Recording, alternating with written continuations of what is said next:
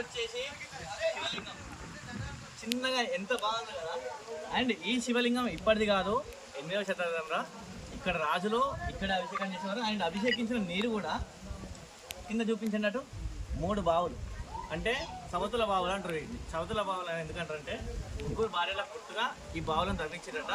And ఇది వచ్చేసి ఇక్కడ వీళ్ళు చెప్పిన ప్రకారం అయితే తాటి చెట్టు అంత లోతు ఉంటుంది అని అంటున్నారు. ఎంత లోతు ఉందో నాకు కూడా తెలియదు, కానీ చెప్పిన మాటలే.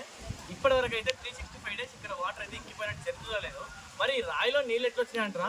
ఇక్కడ పడుతుంది కదా వర్షం. ఇప్పుడు ఈ వర్షం నీరంతా చిన్న చిన్న కాలువల మాదిరి ఉంటుంది. కోటకి మొత్తం కాలువలు తవ్వేసారు అప్పుడు.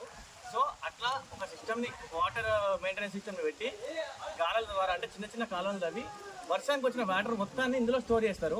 సో ఈ పక్క వచ్చిన వాటర్ ఇక్కడ స్టోర్ అవుతాయి, అటు సైడ్ వచ్చిన వాటర్ అంతా కూడా పక్కనే ఉన్న చెరువులకి అవుతాయి. సో అట్లా వాటర్ని మేనేజ్మెంట్ చేసేవారు ఆ కాలంలో.